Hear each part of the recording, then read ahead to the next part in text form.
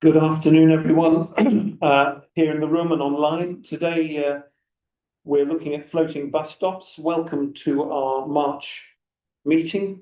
Floating bus stops are bus stops where a cycle track and a bus stop intersect, and where bus passengers, pedestrians and cyclists may indeed interact, as I found out this morning on my way to the station. These designs are also known as bus stop bypasses or bus stop islands. Our speakers today will consider the new Department of Transport, for Transport guidance on floating bus stops and what it means for future street design and accessibility. We're very pleased today to be joined by the following speakers: Mark Philpotts from City Infinity, Kate Ball from Wheels for Wellbeing, who's online, and Chris Theobald from Guide Dogs, who's sitting on my right. Please put any questions in the Q&A box, not the chat box, if you would, and let us know which organisation you're from. So for our first 12-minute introduction, I turn to my left to Mark Philpotts. Mark, the floor is yours. Thank you very much.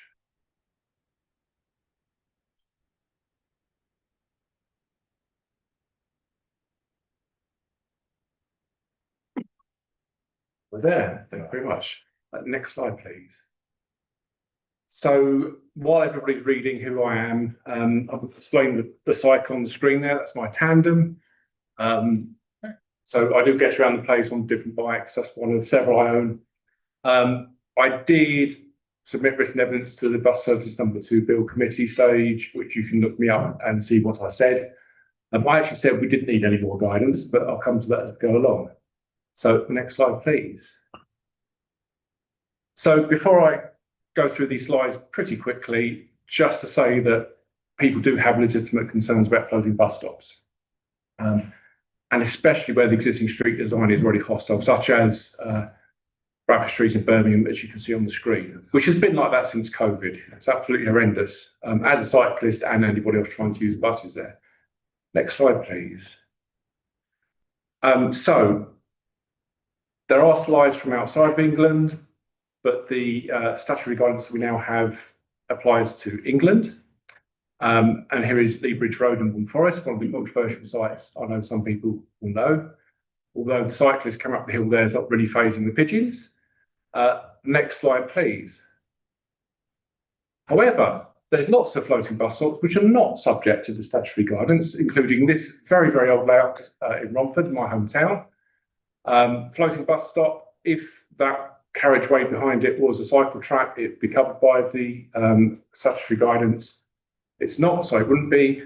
Next slide, please. And there's another one in Hackney. Again, not subject to the guidance, but I think everybody agrees that's a pretty horrendous street environment for everybody. Next slide, please. And here is when a bus is not a bus, it's a bus for taking cycles through the Silvertown Tunnel. The footway there is a shared use path, so again, not subject to the statutory guidance. So some examples there where we can kind of do what we like. Next slide, please, Adam. So the general thrust of what I'm going to say today is that design should not start with a bus stop or a single bus stop. It's a much more complex thing than that. And just a very quick description of the plan you see on screen. A couple of bus stops, floating bus stops there, which do accord with the new guidance, 3-metre wide islands. But that was designed holistically, trying to deal with the trade-offs as we go. Next slide, please. But as a designer, I have to work within the constraints that are given to me. So space, traffic flows, levels, drainage, laws and guidance, budget, all the things you can see there. And the really horrible term we always see is balancing the needs of all road users, which normally means that drivers get the lion's share. Next slide, please. What designers cannot change as they do their work is national policy, how the highway network operates at a strategic level, public attitudes to how the highway network should operate, and the politics of road space. I can't influence any of that as a designer working on a particular scheme. Next slide, please. So I'm going to say that our system is fundamentally broken because of that, even before we get to talking about bus stops. That's me cycling on green lanes in Haringey a few weeks ago. You can have two-way traffic, you can have car parking, you can have cycle tracks, pick two. Haringey have not picked cycling there. I would argue probably that street's not particularly accessible to anybody, unless you're driving. Next slide, please. So this is maintaining a very motor normative status quo. Floating bus stop here in Bradford. You have to go across dual carriageways to actually get to it. Again, all the space is given over to driving. There is some cycle tracks, but it's shared with pedestrians. You can see on the right-hand side and the left-hand side is shared use. Next slide, please. And this leads to some awful compromises. So this is Cardiff, this is not England, but this is the kind of stuff we're getting because we're prioritising motor traffic everywhere. Next slide, please. And then we get calls to control cyclists, and I put cyclists in inverted commas because I don't change into a different person because of the mode I happen to choose. Otherwise, I was a trainist and a footist to get here today. But we get these calls for traffic engineering responses to what are human scale interactions. Wood Street in Cardiff, signalised cycle track. People aren't going to stop on the red signal there, I can tell you that. If you are visually impaired and you're relying on the rotating cone for that crossing, all that's telling you is the traffic signals are on red, absolutely nothing else. So I know why they've done it, I think they're misguided. Next slide, please.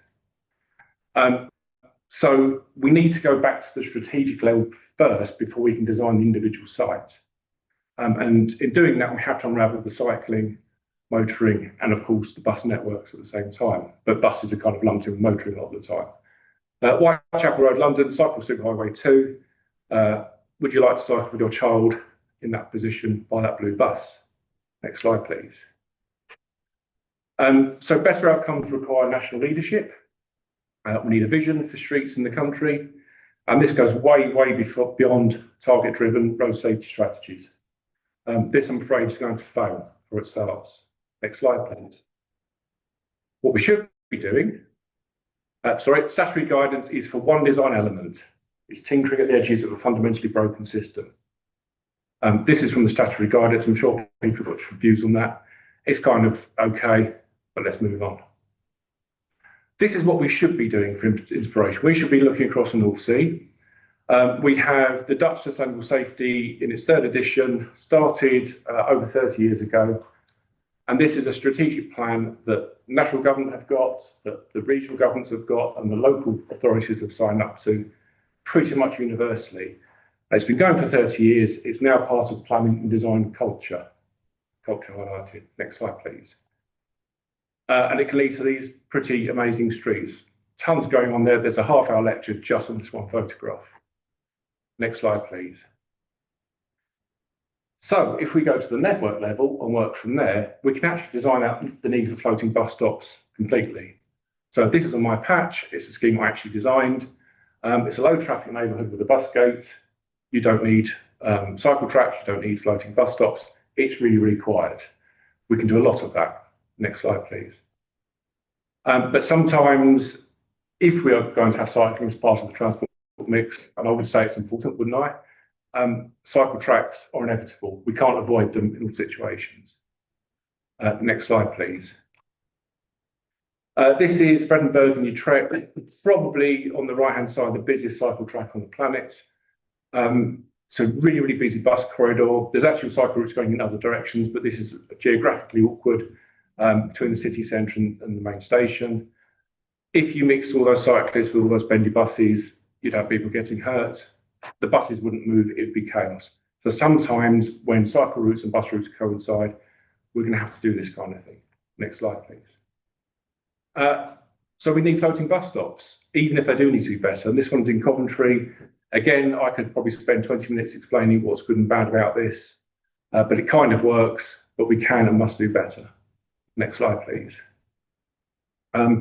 So concentrating on this much bigger vision is what we need to do, because looking at one design element, floating the bus stop, is really, really easy.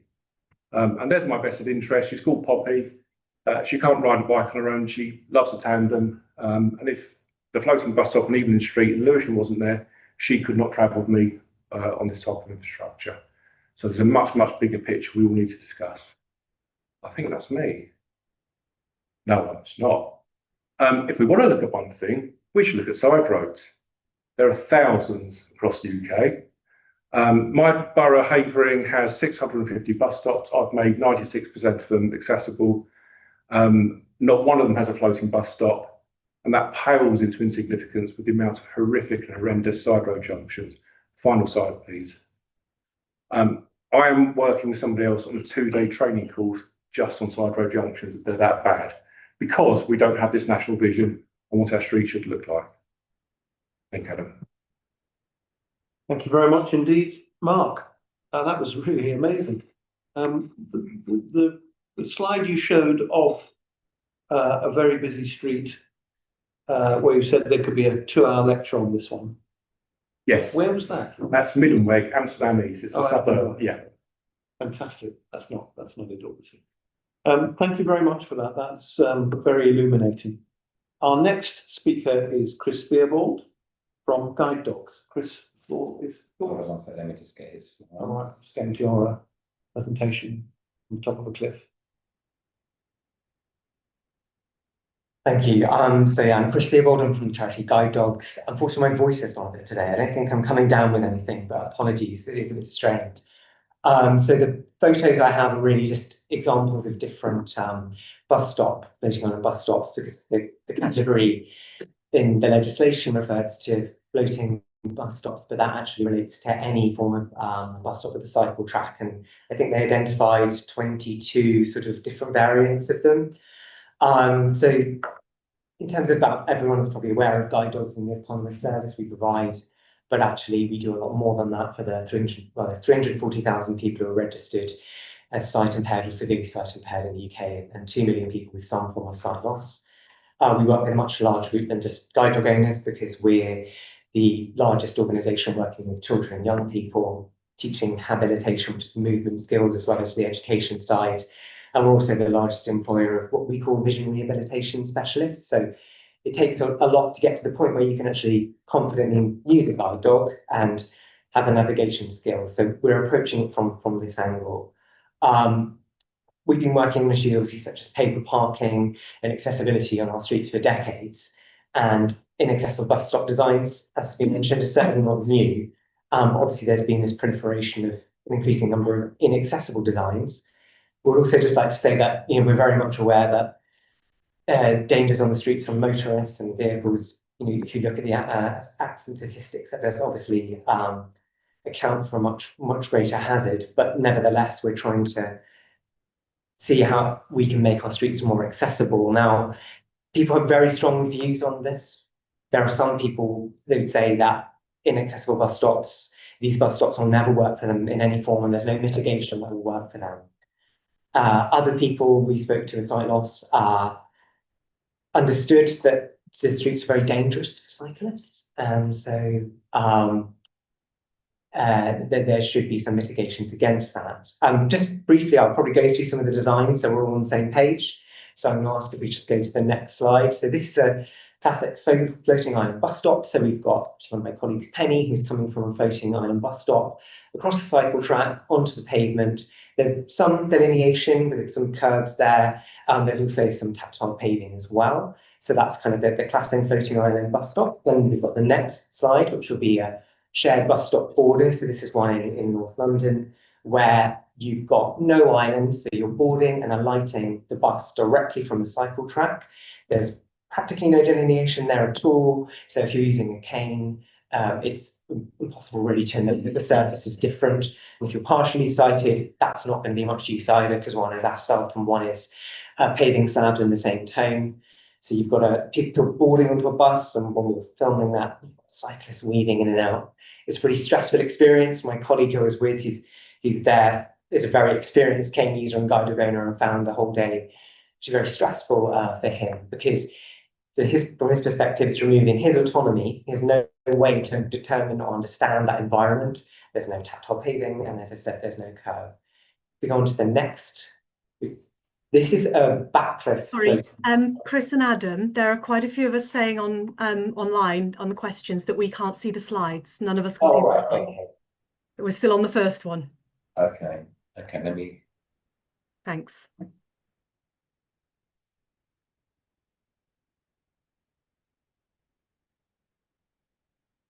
If it's not working, I can carry on and they're not essential. It's just some. Can you see it okay? I can see the first slide. It's not showing as a slideshow. You see Now the I can see the second slide. Okay, fine. Do you want to just recap for the people quickly? Yeah, so the first slide we had a floating island spot. The second slide we had a shared bus stop border. And hopefully the third one is a backless floating bus stop. So the cycle track is adjacent to the road.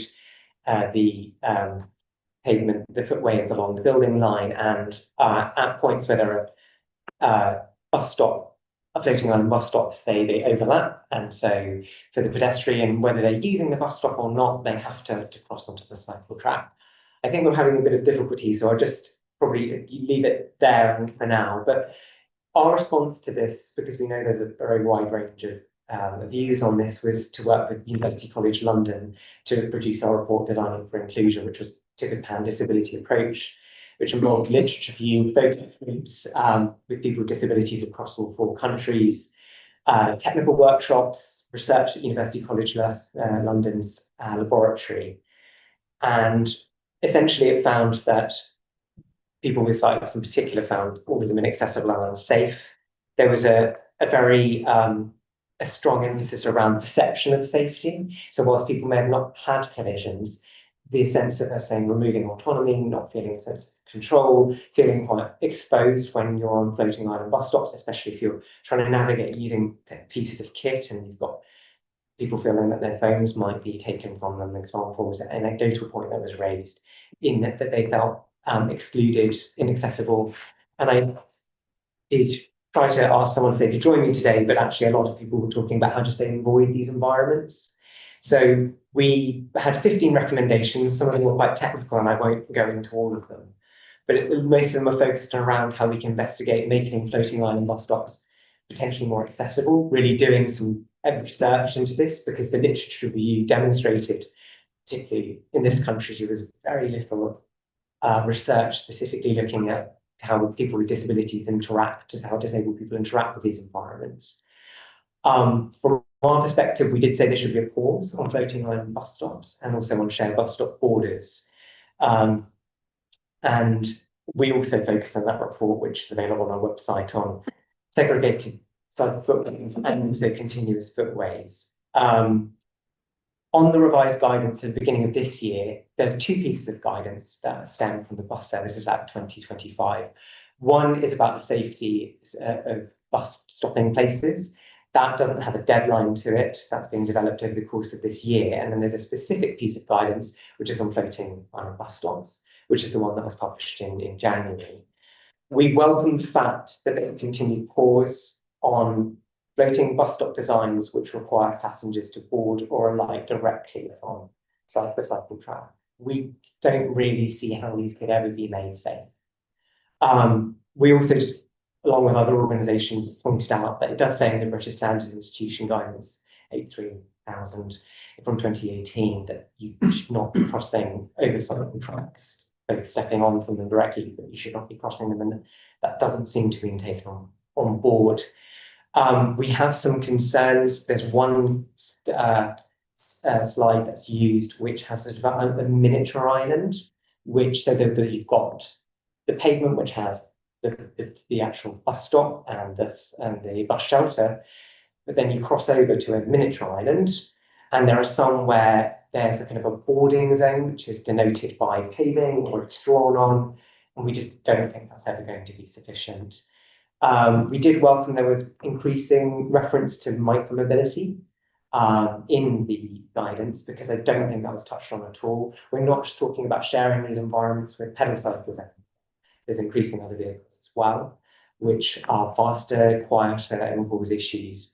And there was some other areas that we did welcome, but there is this kind of continued conflating safety with comfort that we didn't think was necessarily very helpful. So there were some aspects we welcome, and the openness from the minister, I'd say, it's been something that's been very much appreciated, and the opportunity to feed in. So we'll be working on the next stage of the guidance, which will be the bus stopping places, because it has been slightly confusing to have essentially 2 bits of guidance that are interrelated, going at different speeds. I think we completely agree that it needs to be a looking at approach to the whole system and the general patchwork that we have. We're working with combined authorities who are taking very different stances, even though they've not been neighbouring combined authorities on the same issue. That hasn't been very helpful. And just also, as Phil was saying, just starting it from the outset. I live in a part of London which has been redeveloped in the past 10 years, and now it could have had integrated cycle tracks to it, but now they're ripping up the A roads next to it to put cycle tracks at floating island bus stops, which is probably not the best idea. So yeah, we don't necessarily have kind of a clear answer in a complicated circumstance because our streets have to accommodate a wide range of users. But we're continuing to work with Active Travel England on the next stage of guidance. And we're also particularly interested to hear from Department for Transport plans about education for cyclists as well. Because that's the missing piece.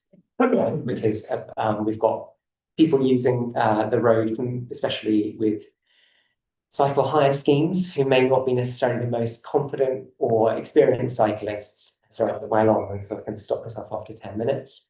And so that's what we really want to see, just looking at ATE's next stage of research and things about public information as well. So I'm going to wrap up there because I think I've gone on long enough. We can pick up maybe some of the designs and the issues in any Q&A later. Thank you so much, Chris. That was really interesting. I'm sorry about the slide problem to those of us watching and participating online. Our next speaker, our final and third speaker, is Kate Ball. Kate is from Wheels for Wellbeing, and she's going to do a short presentation to us for the next few minutes. Kate, the floor is yours, and you're online at the moment. Thank you. Just wait for your slides. Can you hear us okay? I can hear you fine, and hopefully Adam's got my slides in a moment. Yeah, they're coming up on our screen. Can you see them on yours? Not yet. Okay, how's that? No, not yet. It's a 2.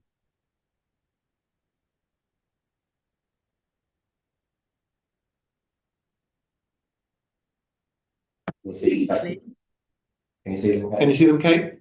I can see them now, thank you.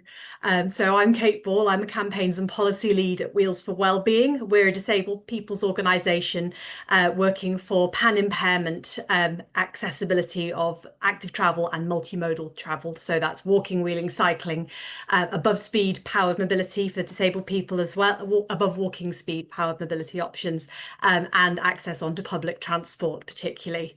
So on the floating bus stops guidance, we've been working on floating bus stops for a long time with a whole range of different disabled people's organisations, local authorities, national, regional level bodies, and charities and disabled people's organisations to try and really come to an approach which provides accessible options for everybody who's using the footway, who's using the cycle track, and who need to use public transport as well.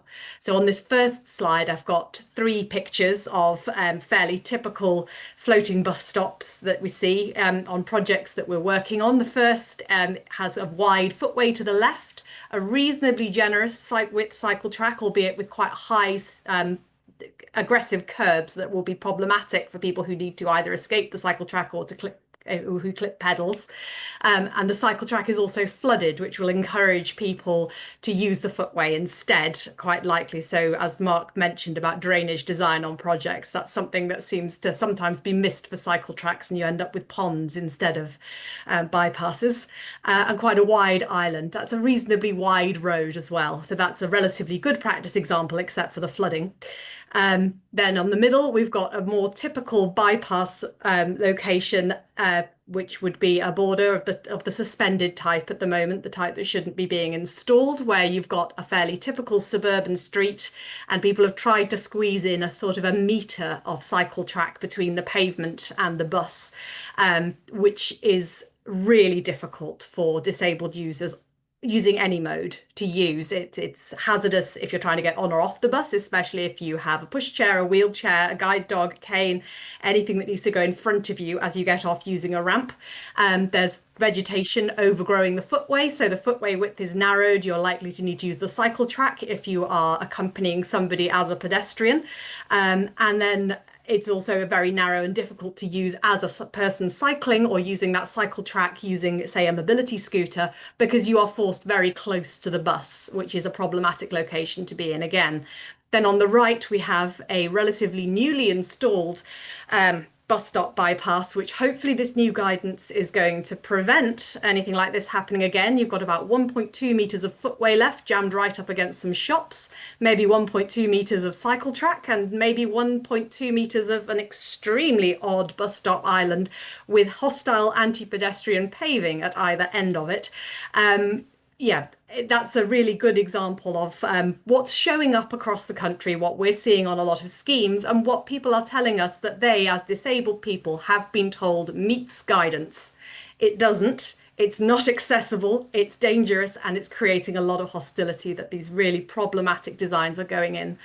Unfortunately, we don't think this new guidance is going to stop the really problematic designs from going in.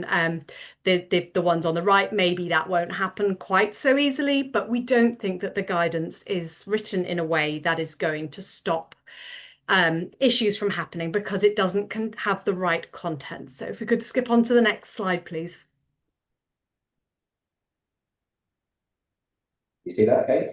I'm still on slide 1. So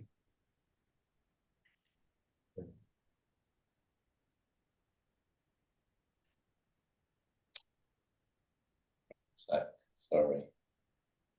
Well, if I start talking about slide 2, and then if we see it, then that's fine. But if not, so the next thing to talk about is just user group access needs.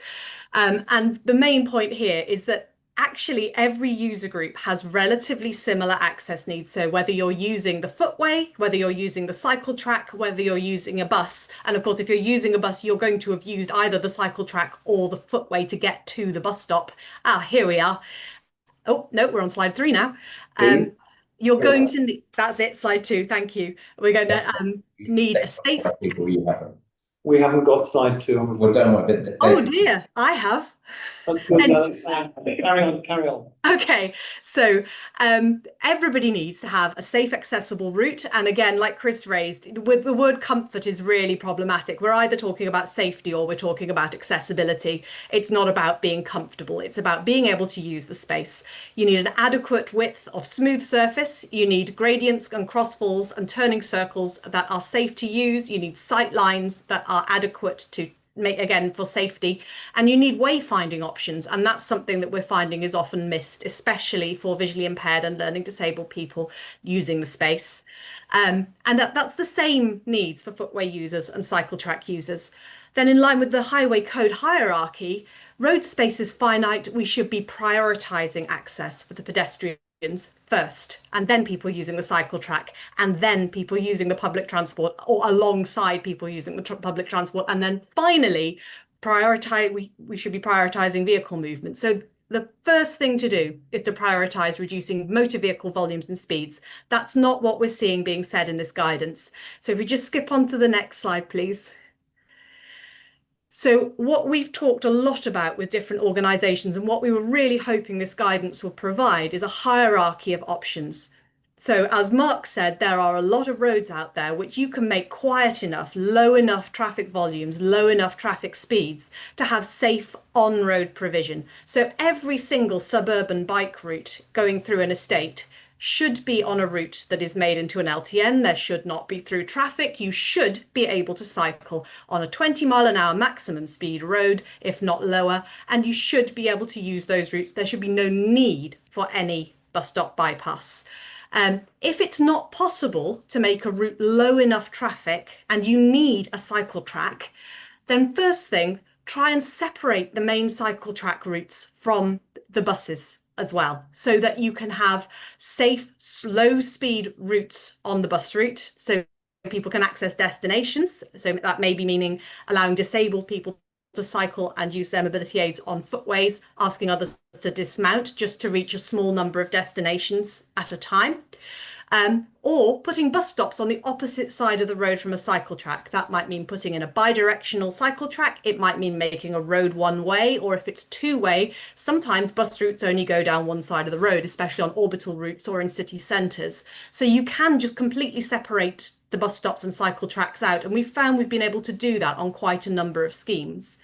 Then on other schemes, you can have a continuous cycle track and move the bus over the cycle track to the pavement curb. That isn't even mentioned as an option in the current guidance, which jumps straight to putting cyclists on a cycle lane on road unprotected if a full bus stop bypass or a border with this extra island that Chris has mentioned isn't present. So there's nothing between creating a lot of extra width on the road and just throwing all the cyclists on all of the powered mobility users who want to go above 4 miles an hour straight into the road. That's a real problem. If you cannot do any of the above, then you have to try a floating bus stop. But in some places, it's impossible to put in a floating bus stop. So we really need this hierarchy. First thing, try and get it so that people can cycle and use higher speed mobility devices on the road, rather than needing a cycle track on your bus routes. And we've got more details in the link. So if you could go to the next slide, please.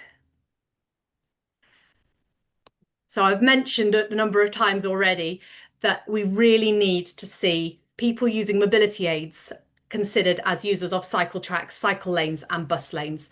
This is going to need changes to the law because at the moment it looks like it's likely that people using invalid carriages in class 3, which are the ones that are allowed to go above 4 miles an hour, are still only allowed to go at 4 miles an hour on cycle tracks and may not be allowed on cycle lanes or bus lanes at all, although that's what the government guidance says, but we're not sure that's actually correct. So a lot of disabled people cannot use buses for some or all of our journeys. We need to use above speed walking speed mobility aids on cycle infrastructure, because if you need to get from A to B in a timely fashion, you need to do the school runs, you need to go and pick up the shopping, you need to get to medical appointments, you need to get to work, you need to get to education.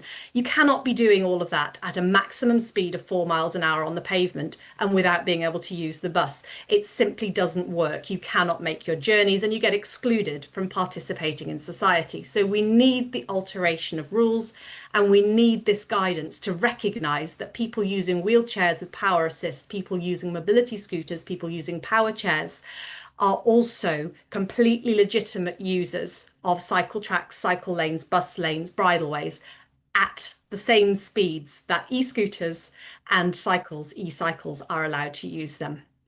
So next slide, please. And so at the moment, we feel that the current guidance is failing to address disabled people's concerns from all directions.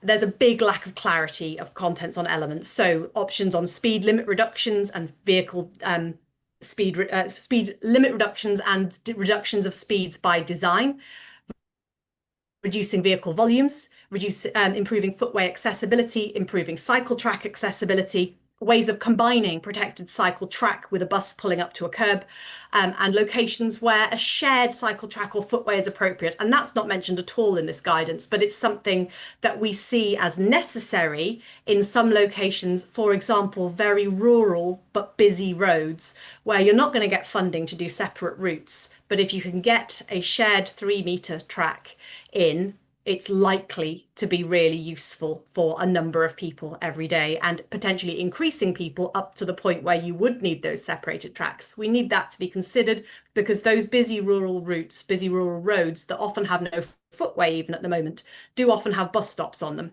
And so you need to be able to consider those. It needs to be there in the guidance. So we feel the guidance at the moment is inadequate or effectively absent for designers trying to do projects on many, many roads across the country, from small urban roads in estates or small suburban roads, right the way through to big rural connector roads between villages and towns. And just to very quickly go over some of the widths that this is talking about, why we feel the guidance excludes a lot of projects. So the width of a person who's being assisted or the width of the cycle design vehicle is 1.2 metres. But the minimum footway width being encouraged in this guidance is 1.5 metres. You can't pass people if you're 1.2 metres wide and the footway is 1.5 metres wide. It's a tricky to pass people at 2 meters wide, but people can generally squish in to manage to pass somebody. Of course, if there are no bins, A-frames, overhanging things, broken paving, trees, or anything else that's disrupting the footway. A narrow carriageway is about 3 meters, and that's how wide you need a bidirectional cycle track to be. And that's a reasonable pavement for access for groups of people who need to pass each other, as long as the flows aren't too high. But the floating bus stop guidance recommends a 3.5 metre island. That's a lot wider than most footways are going to be. We're not sure why it's recommended to be quite that wide, because we feel that that is going to be very problematic for designers to put in and is likely to end up with very narrow footways, and that probably hasn't been considered very carefully in writing the guidance, because it doesn't sort of explain that if you make the island especially wide and have to narrow the footway as a consequence, that is not a great trade-off to be making. So the minimum guidance width in this statutory guidance of a one-way bus stop bypass with one vehicle lane, so half the road, is 8.5 metres. For comparison, 2 2-metre footways and two 3-metre vehicle lanes, a standard frontage to frontage terrace street, is about 10 metres. So how are you going to fit a bus stop bypass into a lot of these roads is a real big problem. And there are ways of doing this by making one-way streets, by narrowing down options and meaning that the bus stops in the middle of the road. But the best thing to do is to reduce the vehicle volumes in most cases.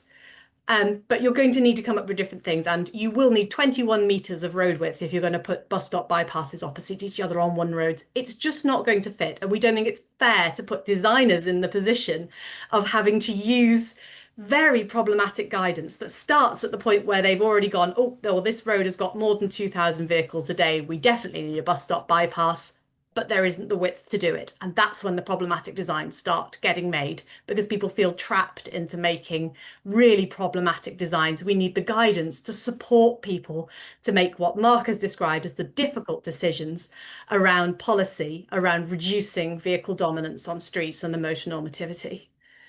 So thank you very much. And if we go to the last slide, it's just a thank you for listening. And it's got our contact details if anyone would like to talk more about bus stops. Thank you so much, Kate. That was really excellent, even though we couldn't see all the slides that you saw online, but your descriptions were first class. Thank you. So now it's your turn online or in the room to ask questions. I'm going to be discriminatory here and take members of Parliament first. They've got questions. And then we've got some submitted, I think quite a few submitted online. Ollie, Richard, would you like? Yes, Richard. Yeah, and so I think I've been out to see some of these floating bus stops, and they're clearly causing a lot of concern in some of the areas they have, not just for disabled people, but generally for also for that questions about pavements as well, and narrowing pavements, particularly for local small businesses and things like that. So the cafe's now lost its tables outside in order to make way for cycleway and the bus stop. I mean, things like that.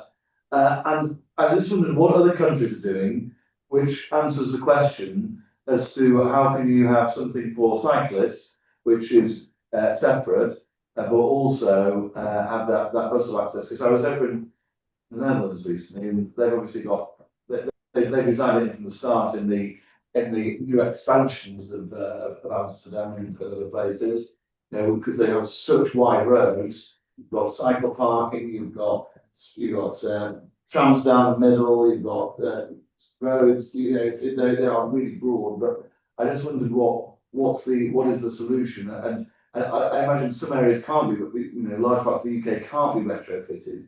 So what can we do which sort of bears in mind the idea that, you know, this is just not a go, but actually allow cyclists to also have somewhere safe to cycle, you know, with their families particularly. Thank you very much, Richard. I'm going to ask Mark, I think is the appropriate person, but anybody else can chip in afterwards. Mark, can you deal with that? Yeah, I'm about to go on I think about my 10th trip to Netherlands in a couple of weeks. So I've cycled all over the country and used public transport and everything else. People need to get out of Amsterdam. Well, and go back at the end for reasons I'll explain in a second. But there are Dutch streets which are really, really wide. But so are UK streets. So London, Euston Road, Park Lane. We've got the same wide streets as Netherlands. But the Netherlands also have lots of very, very narrow historic streets. Yeah. They have suburban streets like we have in the UK. And I've been doing slides today for something else. And if you squint, you think, well, that could be just a basic UK suburb. So the whole idea of we don't have the wide roads, we don't have the space is not right, in my opinion, compared to the Netherlands and Sweden and Germany, everywhere else. It's, as I said in the presentation, it's starting at the network level. And so the Dutch have sustainable safety. They've been spending 30 years of this, trying to get this right and redesigning and retrofitting. So it's not just new developments, it's going back into old developments. Dutch have a concept of grey roads where they can't quite match what they'd like the functionality to be with the space they have there. So they make an interim design and they come back when the network's redeveloped again. So my simple answer is go and learn about sustainable safety, the Dutch approach to this, and the Dutch net, and that drives the whole of the network planning. In London, we had the roads task force look at different road types, and they came up with 9 different road types for urban situations. The Dutch have 2. And if it doesn't meet one or the other, they have a grey road, they accept a compromise, and they deploy measures that protect the most people first, and they work from there. It's across the North Sea, jump on a ferry, it's so easy. Thank you very much. You need 30 years. Yeah. Kate or Chris, do you want to come back at all on that? You don't have to. I guess I think there's a cultural difference as well around cycling and walking. Obviously, if you go to many countries in Europe, they don't necessarily have the same. Whilst we've got problems with footpaths and footways in this country in terms of how they're maintained and the quality of it, we actually largely do have footpaths in residential areas and residential streets, and that is a kind of a difference. And whilst and it can be very problematic. I know one of my colleagues was in the Netherlands and speaking to Hans Monderman, he was passing advocated shared space and looking at this wonderful design, and then he's talking to them about this school for children with sight loss, and just went to the school afterwards and asked how they got there, and they all dropped off by car, because actually independently navigating in some of these environments, and it isn't very easy for people with sight loss. Now, people with disabled people's needs are different. But also, I mean, probably straying from my lane a bit, these countries have far more public transport, especially outside of their capital, than we do. So if you're talking, in terms of rapid transit use, then that probably also affects car use, which in turn affects the street environment for cyclists and walking. So that's also something that's kind of a bit different there as well. Kate, do you want to add anything to what's been said about in response to Richard's question? No, thank you. No, okay, that's fine. I wonder if I would love to briefly offer some thoughts on that from my recent trip to London. Of course. Very briefly. So, I mean, I think I'd say a few things in response to your question, Richard. I think, first of all, even in terms of new developments here, where there is all of the space, we're still getting it wrong all the time. In my constituency's had some of the fastest rates of house building growth in the country, and not all put in there continues to be hopeless. The Netherlands is, I'm not saying you think this, but a lot of people have the perception that all of the Netherlands was obliterated in the Second World War and they started again.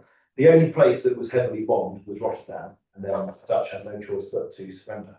So what you see elsewhere, such as in The Hague, for example, is streets just as old, if not older than a lot of ours. And my observation is that generally, when it is felt that it is too narrow to do anything in terms of dedicated infrastructure, cars are simply not allowed there. Or they have this cars as a guest concept of residential streets, where the streets are designed such that it is impossible to drive at more than 20 miles an hour. Now, that doesn't solve all of the problems, but that is the choice that they often make. And yeah, I'd agree with your observation about public transport as well. They also have a motorway network that makes out a mockery in terms of how comprehensive it is when you look on the map. So I would say about the Netherlands, it's not just cycling that they're good at, it's a lot of things that they're good at. But the point you made about the trade-offs between having loads of walking and cycling rather than people with sight loss is a very valid one. And does need to be thought about, not just in terms of public transport, in terms of other measures. Thank you for that intervention, Ollie. Can I turn now to the questions that have been tabled online? The first one's from Phil Jones. I'm going to take 3 at a time, if I may, and then you can come in from our panel when you want on the questions you want. You don't have to answer all of them. So the first one from Phil Jones is, if pedestrian crossings of cycle tracks were not allowed, where would cycle tracks be acceptable? That's from Phil Jones. Dom Smith says, for Chris, You mentioned the conflation of safety and comfort being unhelpful in the statutory guidance. Could you expand a little bit on this, please? And then from, oh, right, suddenly got, and then from, I didn't mean you to expand. And then Ali Atai, in all the design guidance documents on segregated cycle lanes with floating bus stops, there seems to be an assumption that all the roads are flat. There are a number of hilly roads with such features, and the downhill speed is a major concern. Our towns and cities are not all flat. There has to be some guidance on the gradient of the roads when it comes to designing floating bus stops. So the one from Phil Jones about pedestrian crossings, the one from Dom Smith about conflation of safety and comfort, the one from Ali about gradients of roads. Who wants to come in first on that? Kate, shall I give you the chance? Okay, so for Phil's question, that's the line from BS 8300. It's one little line in one section of BS 8300 that says that you should never have to cross a cycle track to get to a bus stop. And I have also previously asked, at what distance can the cycle track be from the bus stop, or can there never be between your house and the bus stop any cycle track? And is it okay for there to be carriageways as well? It's a poorly worded line, in my opinion, in the guidance. It needs a lot of clarification, and we would have hoped that the guidance that's just been issued would have done that, but it hasn't. And I think it's going back to this problem that we haven't been given a hierarchy or clear explanations as disabled people's organisations, charities and disabled individuals working and very concerned about a lot of infrastructure design. We've not been given the clarity in the guidance about when and why you might need a cycle track. That just hasn't appeared, and it's been what we've been working on for years. I've shown you we've got various options in our slides and guidance sheets. That's what we need to help people understand when and why you might need a cycle track and how to make it as safe as possible. Thank you, Kate. Chris, Mark, do you want to come back on all or any of those first three questions, Mark? All I'll say about the British Standard is, as an independent practitioner, I have to buy that, and if I have to buy guidance, I'm not going to read it. So read into that what you like. Interesting question there from Ali about hills.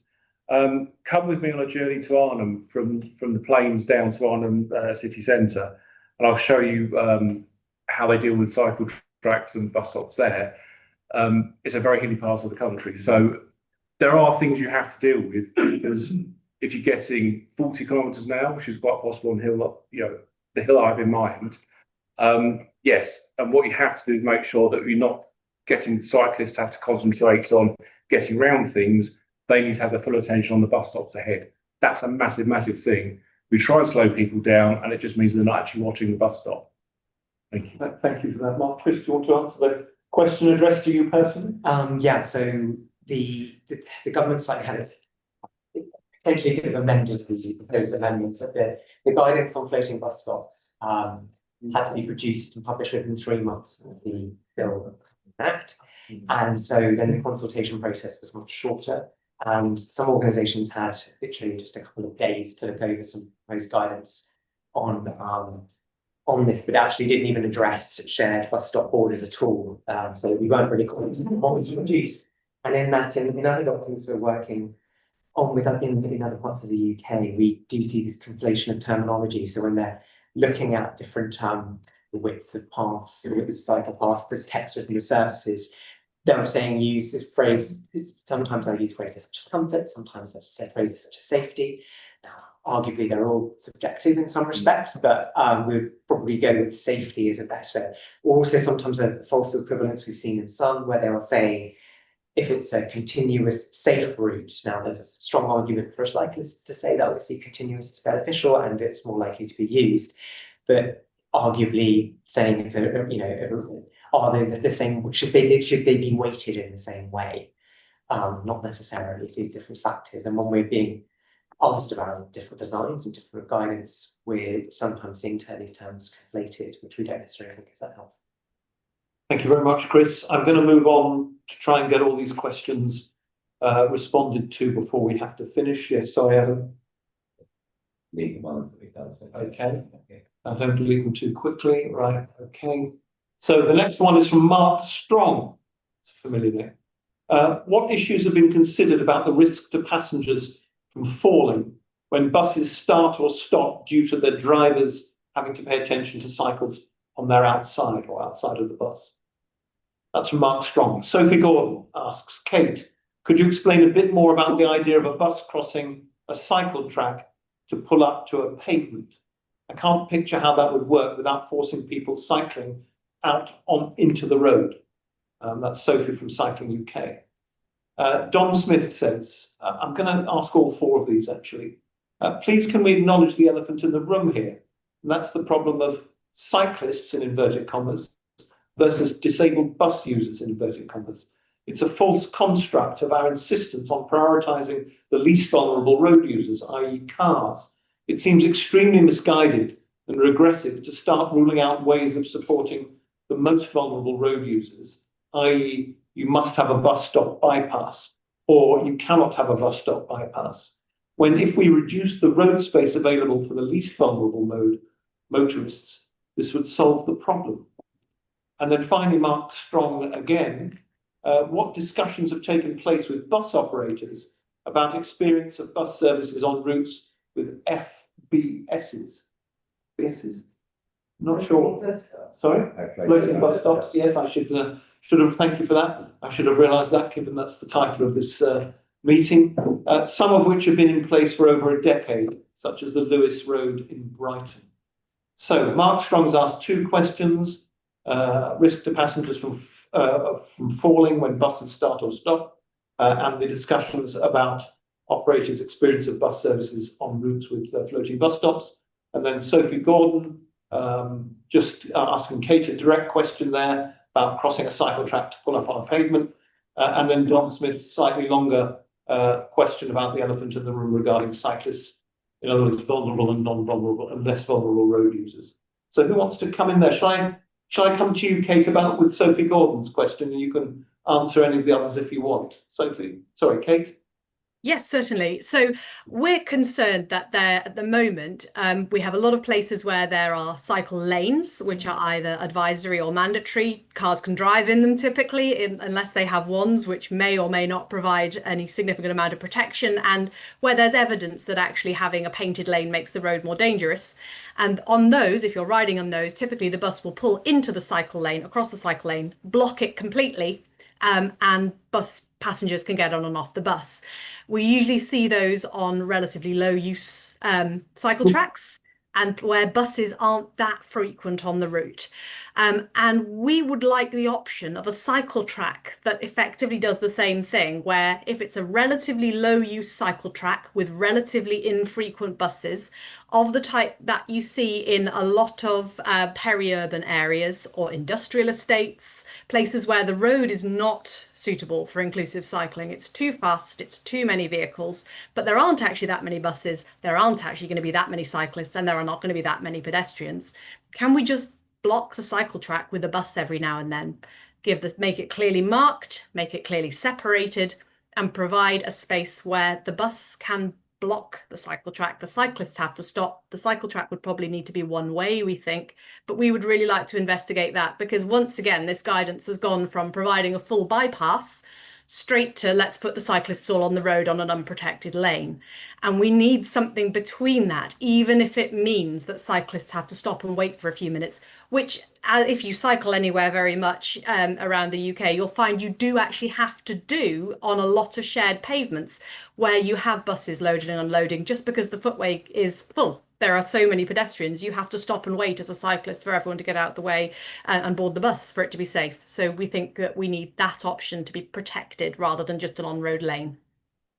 Thank you, Kate. We're running out of time. We've got 6 minutes left. Chris, do you want to deal with any of those questions? There's 4 there. Sorry, did you want to come in? Sorry, I'm a late arrival. I'm Julia Buckley, the MP for Shrewsbury. I just want to say we've got a sort of a comms disastrous floating bus stop in the centre of my town, outside the railway station. It's basically the design's gone wrong and the operation's gone wrong, and the whole town. There's a petition with 20,000 signatures to rip it out. And Newcastle's just won the election, and they're sort of a bit stuck about what to do. And I keep telling them they can apply for funding around safety, but I asked them what question I could ask today. They said about having a national standard for safety blah, blah, blah. Should there be a mechanism for active travel England themselves to review troublesome installations? Could they produce something similar to their junction assessment tool for bus stop bypasses? So instead of everything being subjective and there being this variety, that we could have a standard we could apply to them so that it becomes something positive everyone's got confidence in. Julie, I'm going to come to your question right at the end, if I may. Absolutely. Just get Chris and Mark to respond to the four, and then we'll come back to you. We've got very little time there. Chris, thanks for coming. One thing I'm just saying, in response to Dom about we're not interested in guide dogs in pitching cyclists versus disabled pedestrians. But we do understand, as I mentioned previously, that the hazards caused by motorists in terms of the level of injuries, deaths, far outweigh incidents with cyclists. On the point around reducing the space for motorists, I would say that buses are the only form of public transport which are more likely to be used by a disabled person than a non-disabled person. So there could be implications in terms of reducing road space, in terms of bus frequency, bus efficiency, because for many people that's the only way they can actually get about safely and independently. So that also has to be just factored in, but agree in principle that the way the design should be is to design out some of these problems in the first place. Mark. Very, very quickly, Kate's idea, two-way cycle track would not work there at all. There's one on the A40 near the Westway, which is actually built like that, and it's pretty horrendous anyway. If you had, all I would say is, if you had to have the buses crossing, I don't know, 2 metre cycle track, you'd have to have the cycle track stopping for some distance to have clear road space for the bus to get into the curbside, which means that what will happen is cyclists will either jump on the footway to go around the bus or go into the road around the bus. The only design I've ever seen in the world is in the Colombian South American design guidance that does something similar, and other drivers can't overtake the buses, can't overtake the cyclists overtaking the buses. We should probably have a separate conversation about how that might look. Mark, thank you. And we are really out of time, but I just wondered if anybody wanted to come in on Julia's question. Any thoughts? Speak to Active Travel England would be my advice. They've got some people who know what they're doing. Active Travel England know what they're doing. Chris, any thoughts? Okay. We had 2 more questions come in. Well, if you have time, you don't have time. I don't have time, but you're very welcome. I can say them, then I'm going to have to leave them, I'm afraid. Fine. Roger Geffen has come in on with 3 questions, I think. Well, no, the other 2 was more Okay. example, but So Roger Geffen has said, but sorry, I'm quite anxious for anybody else to come in on Julia's question if they want to. Yeah, Active Travel England, okay. That would be a sense. Yeah, everybody's nodding. Across. Thank you, Julia. Thank you for being with us. Chris said there's been very little research on the bus stop bypass issue. There have been 2 significant studies, i.e. not many, but both are substantive. Could Chris comment on the proposal from the research done by Robert Wheatman from Living Streets? In essence, there are 3 solutions: a light touch solution for the least busy cycle tracks or bus stops, a standard design for moderately busy locations, and an intensive design for a very small number of very busy locations. Thank you for that, Roger. Lovely to hear from you. And Simon Monk, where would the speakers put floating bus stops in terms of the most severe inclusive mobility issues faced by disabled people and visually impaired people, as compared to other priorities such as junctions, crossing of the road, pavement condition, road traffic volumes, road traffic speeds, side road crossings, etc.? Thank you to Simon for that. I'm afraid I'm going to have to go in about a minute, but who wants to come in on either Roger's or Simon's? Chris. This one was addressed to me. So in terms of the research, was more focused on the impact on disabled people. So Robert Wheatman's study came out around the same time as ours, and there was a lot of agreement in many of the points there about simply just trying to design out these issues. There are some areas where I think that from looking at, we're not as confident that they can be made accessible for people with sight loss, but generally there's a lot of agreement there. But as we did a literature review, and it is remarkable how thousands of different designs are being introduced with relatively kind of guardrails and relatively little evidence behind some of them for some particular road users. In response to Simon's question, just around terms of the most severe inclusive mobility issues, I think it really depends on the person, about what you're like and what you're experiencing. And And if you're in an environment where there's lots of paper parked cars, that's consistently paper parking is the issue that comes up in all of our surveys and the research that we conduct. But I think it would depend on your lifestyle and where you live. It's very difficult to do like a kind of level chart and rate all of these things as a whole. Thank you very much, Chris. Mark? I think just taking both in the round, really, that, as I said in my presentation, the system we have in the UK is fundamentally broken, and we need to have a systemic review of how we want our street to look in the future, how they should operate. And so that will deal with all sorts of issues. But just to pick up on the Living Streets work, so I'm actually working with Robert Wheatman on side road design, and we spent over a year thinking about it and talking about it and looking at it. And yeah, you've seen nothing compared to side road junctions. They're horrendous. Thank you, Mark. I'm going to give the last word to Kate. Kate. Just on Simon Monk's one of what are the most severe issues, I think for individuals who are trying to make journeys, if you've managed to find a route that works for you to make the journeys that you are now able to do as part of your life, if something changes that stops you from doing that, that is the most severe issue. And if that's a bus stop bypass going in that you can't get across, that's the most severe issue for you. But in terms of deaths and injuries and absolute inaccessibility, of course, it's vehicle volumes and speeds, drivers causing obstructions on footways and causing danger on both carriageways and footways. That is the biggest issue that we need to resolve. So there are two different things, whether you're looking at individuals or whether you're looking at the whole system all at once, and both of them are important. Thank you very much indeed to everybody, and thank you to Kate online, to Mark on my left, to Chris on my right.